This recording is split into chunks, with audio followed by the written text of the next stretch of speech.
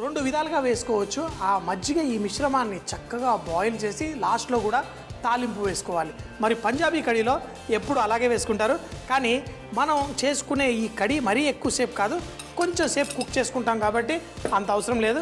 కానీ తాలింపులో మాత్రం బాగా టేస్ట్ రావడం కోసం అల్లం, అలాగే ఆవాలు, జీలకర్ర, ఇంగువ, ఎండు మిరపకాయలు, పసుపు, మరి కరివేపాకు కూడా రెడీగా ఉంచేసుకొని చేసుకుందాం.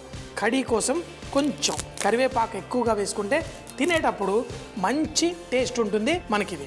అలాగే కొంచెం కొత్తిమీరను కూడా మనం చాప్ చేసి రెడీగా పెట్టేసుకుందాం కడీలో వేసుకోవడం కోసం. ఆవాలు వేయాలి అంటే ఏంటి, ఎప్పుడు చెబుతూ ఉంటాను కదా, ఆవాలు చిటపట్లాడకపోతే మన కడీ టేస్ట్గా ఉండదు. నూనె వేడెక్కిన తర్వాత మన ఆవాలు చూడండి, ఆవాలు చక్కగా చిటపట్లాడుతున్నప్పుడు కొంచెం మంట తగ్గించేస్తాను. దీంట్లో మన ఎండు మిరపకాయలు కూడా వేసుకుందాం. ఈ ఎండు మిరపకాయల్లో ఉన్న గింజలు కొంచెం ఆ నూనెలో కాలి కూడా ఈ కడీకి మంచి టేస్ట్ వస్తుంది. దీంట్లో జీలకర్ర, కొంచెం ఇంగువ, అలాగే దీంట్లో కొంచెం అంత పసుపు కూడా వేసుకుందాం. మరి లాస్ట్లో మన కరివేపాకు, అలాగే సన్నగా తరిగిన అల్లం ముక్కలు కూడా ఇందులో వేసుకుందాం. ఇప్పుడు రెడీ చేసుకున్న మజ్జిగను కూడా ఇందులో వేసేసుకొని మనం ఉడికిద్దాం. ఒక 5-10 నిమిషాల పాటు ఉడికించుకుంటే సరిపోతుంది. మరి పంజాబీ కడీ నేను ఏదైతే చెప్పానో వాళ్ళైతే దీన్ని 2 గంటల పాటు చక్కగా ఉడకనిస్తారు. అన్నీ వేసేసుకున్నాం. మరి ఈ మిరపకాయ బజ్జీల్ని కూడా మనం కట్ చేసి రెడీ పెట్టేసుకుందాం. సో మిరపకాయ బజ్జీ ఇలా కట్ చేసి ఏంటి మజ్జిగ చారులో భలేగా ఉంటాయి. పచ్చిమిరపకాయల రుచి అది. ఈ కారం కూడా అట్టి పెట్టుకుందాం. అది దొరికిన వాళ్ళు అదృష్టవంతులు. చక్కగా మనం మిరపకాయ బజ్జీలు రెడీ. ఇదే విధంగా దీన్ని కూడా కట్ చేసి రెడీ.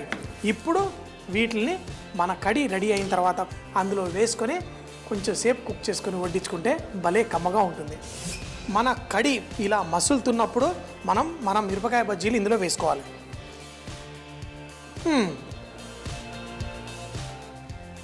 3 మిరపకాయ బజ్జీలు వేసాను కానీ కొంచెం మనసు ఒప్పుకోలేదు.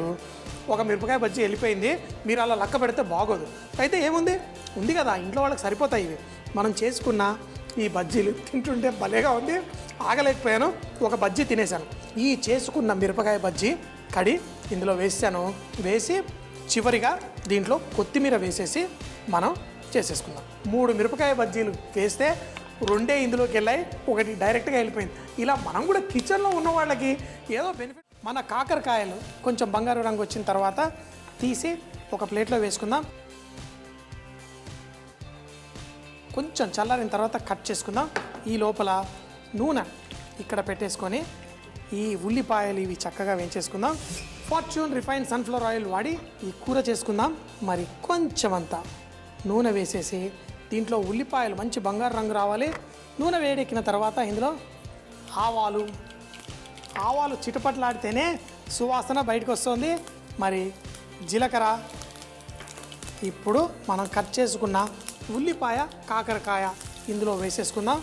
వేసుకొని మంచి బంగారు రంగు వచ్చేంత వరకు.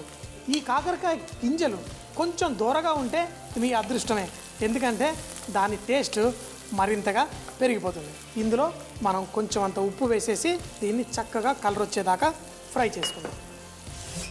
ఈ కాకరకాయల్ని మనం ఫ్రై చేసుకున్న తర్వాత వీటిని ఇలా ముక్కలుగా కట్ చేసేసుకుంటే సరిపోతుంది. అయితే ఈ మసాలా ఏదైతే దానికి ఉందో అది కూడా మరి కొంచెం ఫ్రై అయ్యి దీంట్లో వేసుకుంటే మంచి టేస్ట్ వచ్చేస్తుంది. ఏంటి ఊడిపోతుంది అని కంగారు పడక్కర్లేదు. దాని లోపల ఏదైతే ఉందో ఇది మరోసారి ఫ్రై అయ్యి మంచి టేస్ట్ వచ్చేస్తుంది. ఇదే విధంగా ఈ కాకరకాయల్ని చక్కగా కట్ చేసేసుకుందాం.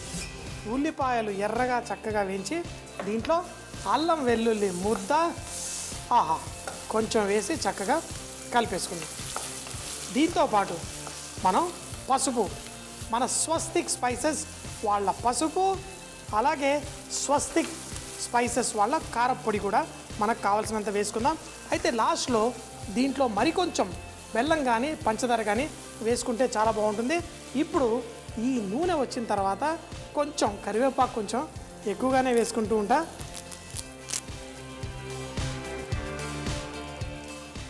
ఇదంతా రెడీ అయిన తర్వాత దీన్ని మంట తగ్గించేసి తర్వాత ఇలా దీన్ని పక్కకు పెట్టి మరోసారి నూనెలో ఫ్రై చేసుకుందాం. ఈ కాకరకాయ ముక్కలు ఆ పైన కొంచెం మసాలా పెట్టాం కదా, అది ఊడిపోతే దాన్ని ఇలా మనం వేసుకోవచ్చు, ఏం పర్లేదు. ఇప్పుడు ఈ కాకరకాయ లోపల ఏదైతే మసాలా ఉందో మరోసారి ఫ్రై అయిపోయి ఈ కాకరకాయలు కొంచెం కరకరలాడుతూ భలేగా ఉంటాయి. ఈ కాకరకాయలు కూడా మంచిగా 3-4 నిమిషాల పాటు ఫ్రై చేసుకుందాం. ఫ్రై చేసుకొని మనం చేసుకునే కూరలో వేసుకుందాం. సో మరోసారి దీన్ని మీకు చూపించడం కోసం ఇటువైపు తీసుకొచ్చాను. ఇప్పుడు ఉల్లిపాయలు, కాకరకాయ గింజలు ఇవన్నీ వేగుతున్న దాంట్లో పైన పొడి పొడిగా వచ్చిన దాన్ని కూడా వేసుకొని స్లోగా కుక్ చేసుకుందాం. అలాగే దీంట్లో ఉప్పు, కొంచెం పంచదార వేసి కలుపుకుందాం. కాకరకాయ ఫ్రై కూడా అవుతోంది, కొంచెం పంచదార కూడా వేసుకుందాం. అయితే ఈ పంచదార వేయడం వల్ల ఈ పంచదార కరిగిపోతుంది, మరి దీనికి చక్కటి టేస్ట్ కూడా మనకు వచ్చేస్తుంది. మరి ముఖ్యంగా ఉప్పు సరిపడా వేసుకుంటేనే కదా టేస్ట్. కొంచెం పొడి పొడిగా అంతా రెడీగా ఉంది. కాకరకాయల్ని కూడా మనం మంచిగా ఫ్రై చేసేసి ఇందులో వేసేసుకుందాం. ఇప్పుడు అయితే కాకరకాయ కొంచెం చేదు ఉంటుంది, కానీ కొంచెం ఘాటు కూడా ఉంటే దాని టేస్ట్ మరింత గొప్పగా ఉంటుంది.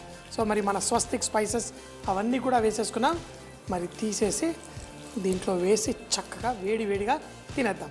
వేసుకున్న వాటితో పాటు చక్కగా కలిపేసుకొని దీన్ని అంచుకు తింటే టేస్టీగా తయారవుతుంది. మరి ఇది రాజస్థానీ స్టైల్ బాకర్వాడి ఆ సువాసనలు అన్నీ కలిగి ఆ గసగసాలు, ధనియాలు అన్నీ, సోంపు అన్నీ వేసుకున్నాం. దీంట్లో మంచి టేస్ట్ వస్తుంది. దీన్ని మీరు సాంబార్ అన్నంతో పాటు తిన్నా అదిరిపోతుంది, పెరుగన్నంతో తిన్నా సూపర్గా ఉంటుంది, పొట్టిగా అలాగే తినేసినా భలేగా ఉంటుంది. కొంచెం అంత పకోడీ స్టైల్లో చేసుకున్న మన కాకరకాయ వేపుడు రెడీ. చూడండి, మనం ఎన్నో రకాలు చేసుకుంటాం, ఇలా చక్కగా ఆహా బ్రహ్మాండంగా రెడీ అయిపోయింది. మన కాకరకాయలు ఇలా ఫ్రై చేసిన ఈ పొడి ఇదంతా చక్కగా వేసుకొని దీన్ని పెరుగన్నంలో, సాంబార్ అన్నంలో దేంట్లో తిన్నా భలేగా ఉంటుంది. అయితే కొంచెం ఇలా పొడి వచ్చిన దాన్ని ఆ పెరుగన్నంలో పాటు కలిపేసుకొని తింటుంటే భలే టేస్టీగా ఉంటుంది.